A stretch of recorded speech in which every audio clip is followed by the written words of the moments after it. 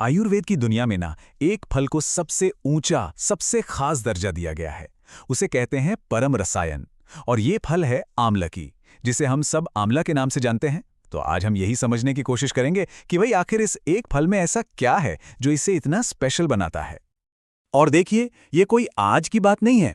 आयुर्वेद के महान आचार्य चरक ने खुद कहा था, और उनका दावा बहुत बड़ा था। ये कोई मजाक नहीं है। उन्होंने कहा कि ये फल कायाकल्प करने वाली, मतलब शरीर को जवान बनाए रखने वाली सभी औषधियों में सबसे ऊपर है। सोचिए, सबसे ऊपर। तो सवाल यही उठता है ना, कि आखिर इस एक छोटे से फल को इतना पूजनीय क्यों माना जाता है? इसमें ऐसी क्या शक्ति है? चलिए आज इसी गुत्थी को सुलझाते हैं। अच्छा, तो इसकी कहानी को समझने के लिए ना हमें थोड़ा अलग रास्ता अपनाना होगा। हम सीधे साइंस पर नहीं जाएंगे। पहले हम इसकी गहरी सांस्कृतिक और आध्यात्मिक जड़ों को देखेंगे, क्योंकि इसकी कहानी वो तो पौराणिक कथाओं में बसी हुई है। कथाओं में ऐसा कहा जाता है कि आमलकी का पेड़ देवियों के आंसुओं से पैदा हुआ था और ये देवताओं का पवित्र घर बन गया। अब देखिए, ये जो दिव्य कहानी है ना, यही इस फल को एक पवित्रता और एक गहरी पोषण देने वाली शक्ति से जोड़ती है। और शायद यही वजह है कि ऐसा माना जाता है कि इसमें शरीर में एक गजब का संतुलन लाने की ताकत है। आयुर्वेद में एक बहुत ही दिलचस्प बात है। किसी भी चीज का नाम, खासकर संस्कृत नाम, वो सिर्फ एक लेबल नहीं होता। वो नाम असल में उसके गुणों और उसके काम करने के तरीके का आईना होता है। तो आमलकी के जो शास्त्रीय नाम है, धात्री, अमृतफल, वयस्या, शिवा, ये हमें इसकी असली ताकत के बारे में बहुत कुछ बताते हैं। जैसे कि इसका एक नाम है अमृत फल, मतलब अमृत का फल। ये नाम इसे सीधे सीधे अमृतत्व के अमृत और परम स्वास्थ्य से जोड़ता है। तो ये सिर्फ एक फल नहीं हुआ, ये तो सेहत का अमृत हो गया। फिर एक और नाम है वयस्या। वयस्या का मतलब है जो यौवन को, जवानी को बनाए रखे। तो ये नाम सीधे सीधे इसके उस रसायन वाले गुण पर रोशनी डालता है, जिसका मतलब है कि इसका एक मुख्य काम है उम्र बढ़ने की रफ्तार को धीमा करना और शरीर को जवान रखना। और फिर आता है इसका शायद सबसे महत्वपूर्ण नाम, धात्री। धात्री का मतलब होता है पालक माँ। जरा सोचिए, एक माँ की तरह जो बिना शर्त पूरे शरीर की देखभाल करती है, उसे पोषण देती है, उसकी रक्षा करती है। ये नाम इसकी पूरी कहानी बयां कर देता है। और ये आइडिया हमें आगे भी बार बार देखने को मिलेगा। तो ठीक है, ये तो हुई इसकी पौराणिक और आध्यात्मिक कहानी। अब जरा इसके आयुर्वेदिक विज्ञान को समझते हैं। देखते हैं कि शरीर के अंदर जाकर ये असल में काम कैसे करती है। आमलकी की एक सबसे हैरान करने वाली बात पता है क्या है? आयुर्वेद में 6 मूल स्वाद या रस माने गए हैं। आमलकी में उन 6 में से 5 स्वाद मौजूद हैं। जी हां, एक ही फल में 5 स्वाद। तो कौन कौन से हैं वो 5 स्वाद? खट्टा, मीठा, कड़वा, तीखा और कसेला। बस एक नमकीन स्वाद इसमें नहीं होता। और सच पूछिए तो इसकी यही कॉम्प्लेक्सिटी, यही जटिलता इसके शरीर में संतुलन लाने वाले असर का असली राज है। लेकिन यहां एक पहेली है, एक बहुत बड़ा विरोधाभास। सोचिए, एक खट्टा फल ठंडा कैसे हो सकता है? आमतौर पर तो जितनी भी खट्टी चीजें होती हैं वो शरीर में गर्मी पैदा करती हैं, पर आमलकी वो इसका ठीक उल्टा करती है। तो सवाल यह है कि ये होता कैसे है? देखिए, इसका राज छिपा है आयुर्वेद के एक कॉन्सेप्ट वीर्य में, जिसका मतलब है किसी चीज की शक्ति, कि वो ठंडी है या गर्म। तो आमलकी का स्वाद भले ही खट्टा है, लेकिन उसका वीर्य मतलब उसकी तासीर, वो ठंडी है, शीतल है।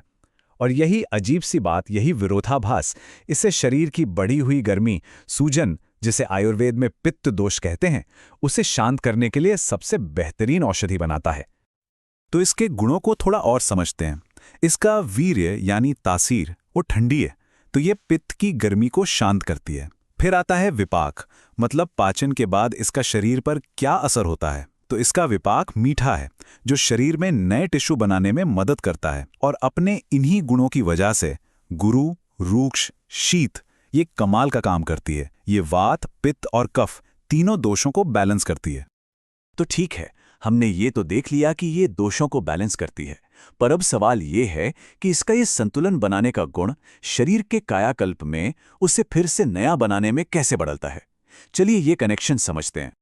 देखिए, आयुर्वेद के हिसाब से शरीर को सच में रिजुविनेट करना, मतलब उसे अंदर से नया बनाना, इसका मतलब है शरीर के सभी 7 टिश्यूज को पोषण देना। इन टिश्यू लेयर्स को आयुर्वेद में धातु कहा जाता है। ये 7 धातुएं एक के बाद एक बनती हैं और एक दूसरे को पोषण देती हैं। रस यानी प्लाज्मा से शुरू होकर रक्त, मांस, मेद, अस्थि, मज्जा और आखिर में शुक्र धातु तक। और आमलकी की खूबी ये है कि वो इस पूरी चेन को, इस पूरी पोषण की श्रृंखला को सपोर्ट करती है, पहली धातु से लेकर आखिरी धातु तक, सबको। और जब ये 7 धातुएं एकदम बढ़िया से पोषित होती हैं, तब शरीर एक बहुत ही खास चीज बनाता है, जिसे कहते हैं ओजस। ओजस ही हमारे अच्छे स्वास्थ्य का सार है। हमारी इम्यूनिटी, हमारी ताकत, हमारी एनर्जी, सब कुछ ओजस पर निर्भर करता है। और आमलकी का सबसे बड़ा काम यही है, इस ओजस को बनाना और इसकी रक्षा करना। और इन्हीं गुणों की वजह से आमलकी को कई तरह की स्वास्थ्य समस्याओं में इस्तेमाल किया जाता है। जैसे इसकी ठंडी तासीर रक्तपित्त, मतलब ब्लीडिंग से जुड़ी समस्याओं में काम आती है। इसे चक्षुष्य भी कहते हैं, मतलब ये आंखों के लिए बहुत अच्छी है, उन्हें ठंडक देती है। और पांडु यानी एनीमिया में ये आयरन को शरीर में एब्जॉर्ब होने में मदद करती है। तो चलिए अब इस सारी प्राचीन जानकारी को आज के समय में लेकर आते हैं और देखते हैं कि प्रैक्टिकली आमलगी का इस्तेमाल आज कैसे होता है। हम सब ने एक नाम तो जरूर सुना है, च्यवनप्राश, वो पौष्टिक जैम जो इम्यूनिटी बढ़ाने के लिए मशहूर है। तो आपको पता है उसका हीरो इंग्रेडिएंट कौन है? जी हां, आमलकी। च्यवनप्राश का सबसे मुख्य और सबसे जरूरी हिस्सा आमलकी ही है। और च्यवनप्राश के जितने भी फायदे हम गिनते हैं कि ये इम्यूनिटी बढ़ाता है, ओजस बनाता है, शरीर को फिर से जवान करता है, ये सारे के सारे फायदे सीधे सीधे आमलकी के ही गुणों से आते हैं, जिनके बारे में हम अभी तक बात कर रहे थे। लेकिन कहानी सिर्फ च्यवनप्राश पर खत्म नहीं होती। आमलकी इतनी वर्सेटाइल है कि ये कई दूसरी जरूरी आयुर्वेदिक दवाओं का भी आधार है।